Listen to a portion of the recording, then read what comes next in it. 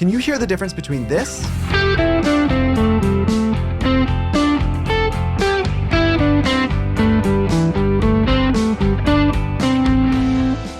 and this?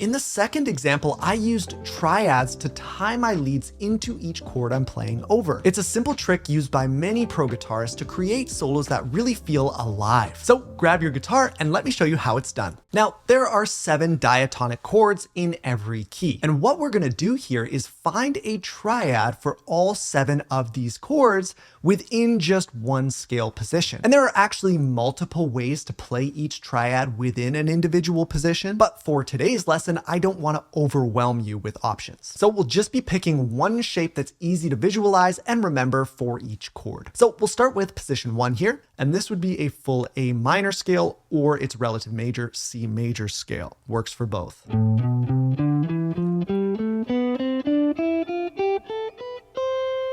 Really get used to using this full scale shape. 2 important notes I want you to look out for. This one right here, which tells us our relative minor key we're playing in, and this one here that tells us the relative major key we're playing in. Now, let's locate a triad for each chord in the key of C major / A minor. C major first, we're gonna use this shape. D minor next, we're gonna use this shape. Our 3 chord is E minor, we're gonna use this triad shape. Then our 4 chord is F major, we're gonna use that shape. Our 5th chord is G major, we are going to use this triad shape. Our 6th chord is A minor, we are going to use this shape. And finally, we've got that B diminished. You're not going to use this very often, but I will show you a nice shape for it. It looks like that. And that is all 7 chords. Now we get to the fun part. We are going to implement this step by step over a backing track. Step 1 involves simply playing the triad shapes that match the chords of the track. Our progression is A minor, C major, F major, and G major. So follow along with me if you can.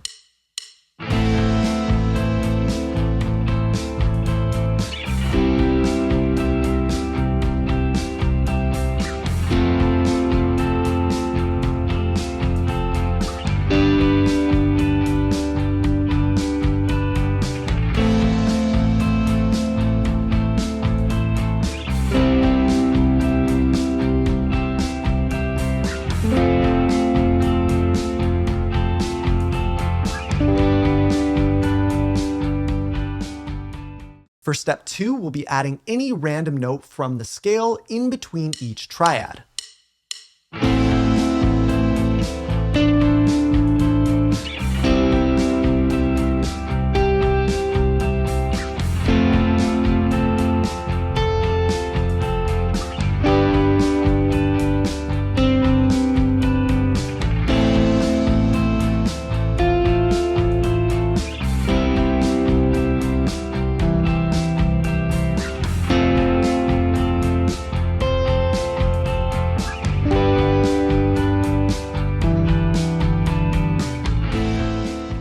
Finally, for step 3, you'll just aim to hit a single note from the triad over each chord, and then play as many other notes as you want in between.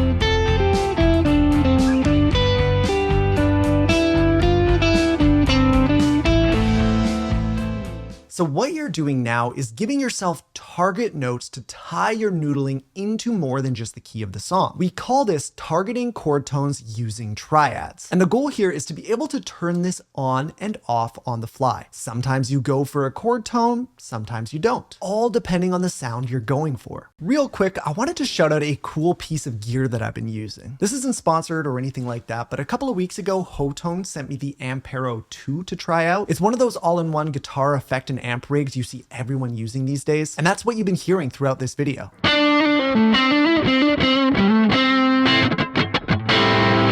So if you happen to be in the market for an all-in-one guitar rig, I definitely recommend checking one of these guys out. And it's quite a bit more affordable than most of the alternatives out there. I'll throw a link to it with more info somewhere down in the description for you. So if you're able to get the hang of doing this in position 1, we can continue to expand into position 2 and do the exact same thing. Full C major scale or A minor scale, and that looks like this.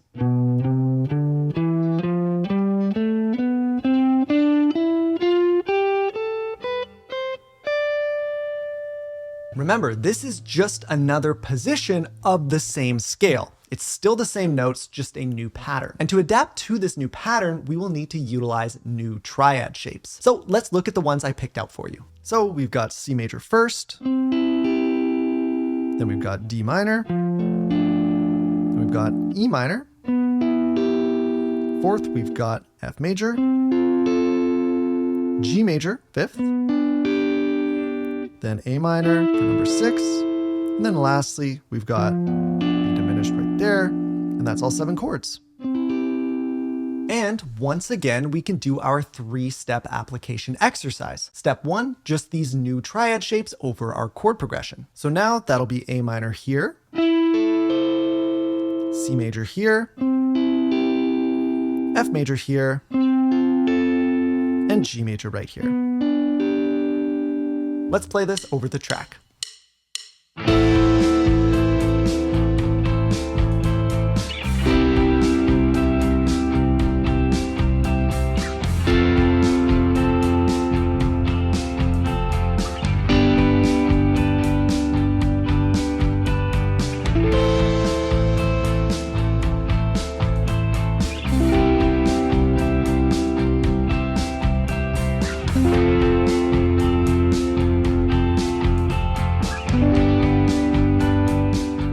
Step 2, add any random note from this scale in between each triad.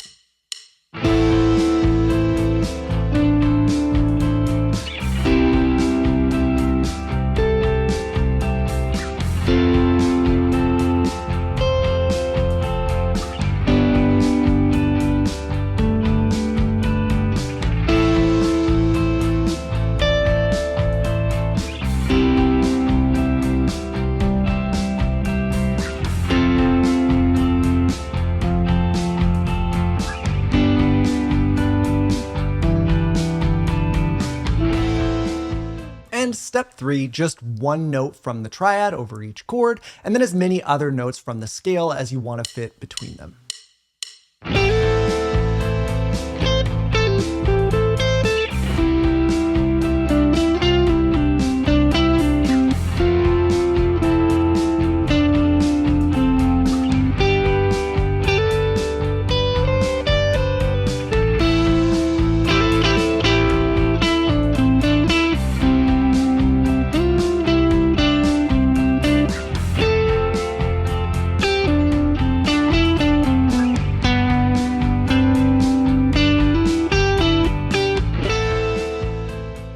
It's time to move on to step 4, where we combine the positions. This can be a lot, so don't feel like you need to be ready for this right away. What we're going to do is go back to just playing the triads over the chords. However, we'll now be alternating between positions. So first chord in position 1, second chord in position 2, third in position 1, and then fourth in position 2. Do that a few times and then reverse it. First chord in position 2, and then second in position 1, and so on. Let's give it a go.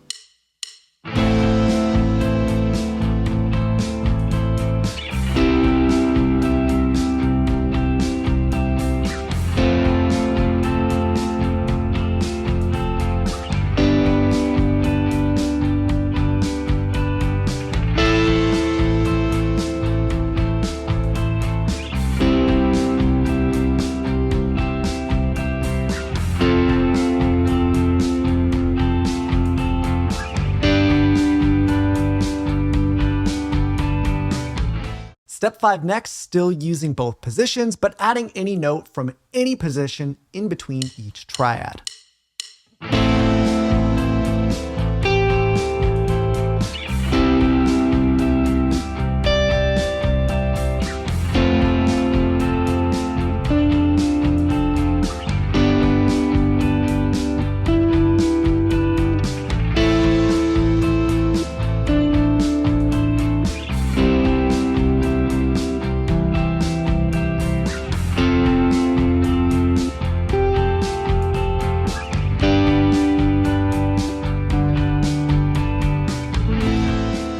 And finally, step 6, just a single note from the triad, followed by any notes you want from either position.